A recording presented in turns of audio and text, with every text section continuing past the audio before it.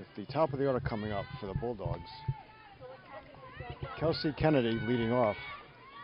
Kennedy has popped to short, singled, popped to third, and singled again. If you can move that guy with the blue cap. Okay. Can't get the ball.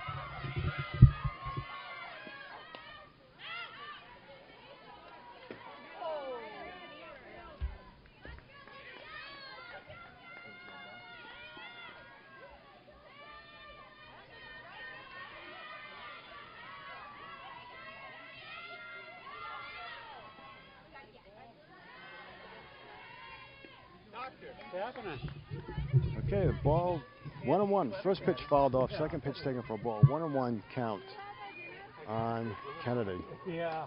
There's another base hit. Ripped to left field. So a leadoff base hit for Kennedy, just what the doctor ordered. So with a very good base runner at first base and nobody out. That brings up Alex Haskell. Let's see what Geddes has in store here. Is he bunting? I would imagine so. Haskell today has struggled at the plate. She does turn the bunt, and she drops a beauty down the first base. Oh, the ball gets thrown away! The ball gets thrown into right field. Kennedy turns, and he's held up at third base. So now first and third, nobody out. Sorry, second and third, nobody out. A big throwing mistake by the Grizzlies on a fantastic bunt by Alex Haskell. Ball was picked up and thrown into right field. Geddes wisely held Kennedy at third with nobody out, and 3, 4, 5 hitters coming up to the dish. So they just need to drive the ball here into the outfield. Let's take another look at that play. Alex Haskell bunts the ball down. First baseline was a fantastic bunt. Ball is picked up and thrown now. Haskell has to be in the runner's lane. And what happened is the ball was thrown in the inside part of first base into right field. And now what Goffstown's doing is they're pulling the outfielders in, because any fly ball have to come back to the plate. Some good arms in the outfield, especially in left and center. Right field arm is questionable. Left and center have fantastic arms. So Fife is looking to drive something here.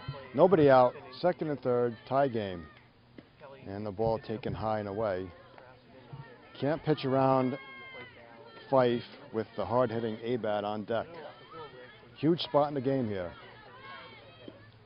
They are walking Fife. Ball 2.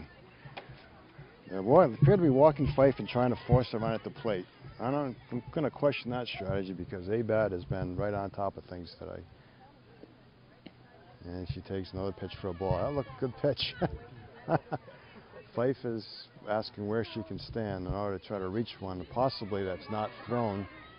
If she misses, it misses and throws a strike, which sounds funny, and there's ball 4.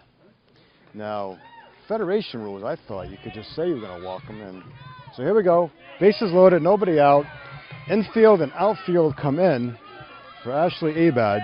Everything's going to be coming to the plate. The runners at first and second mean nothing. Everyone needs to stop Kelsey Kennedy from scoring from third base here. That's probably the second or fastest runner on the team standing on third base right now.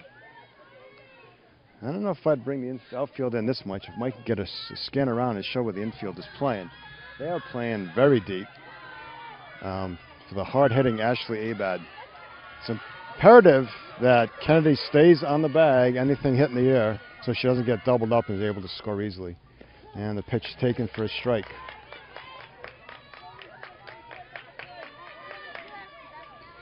Kennedy has to go hard on the ground to try to score the winning run for the Bulldogs.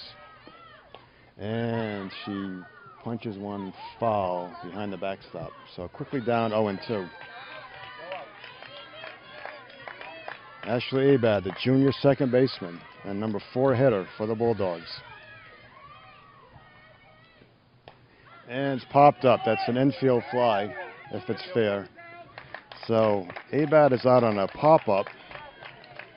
So that brings up Carly Rosenfeld,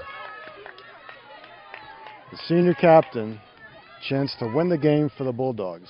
Bases loaded, 1 out.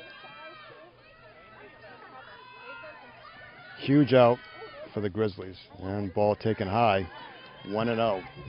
Of course, you cannot afford to walk anyone here with the bases loaded.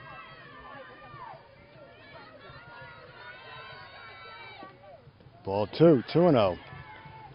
So she's in a spot here at 2-0. She's going to have to groove one. Rosenfeld sitting on something, middle end the drive. And pitch taken for a strike. 2-1.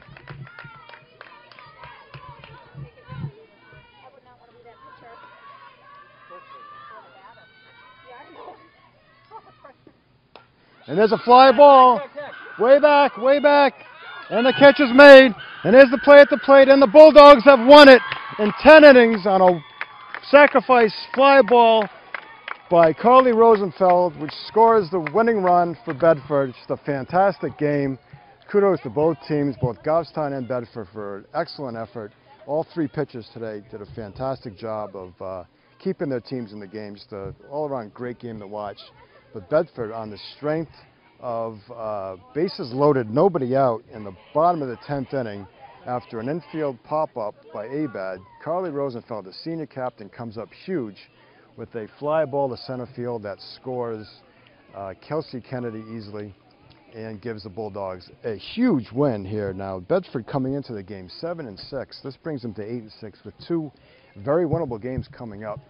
The Bulldogs have 2 games left. Friday they travel to Trinity, which I believe has only won 1 or 2 games so far this year. And then they wind up the season playing Laconia, which I believe has not won a game yet this year. So 2 very winnable games for the Bulldogs if they play their game. They could finish up 10-6. Would be a great accomplishment. After at one point being under 500, they're trying to ready themselves to getting in the playoffs, getting them a good seed. So we'll see what happens. So that's it from Selvoski Field. The final score: Bedford 3, Goffstown 2. We'll see you next time.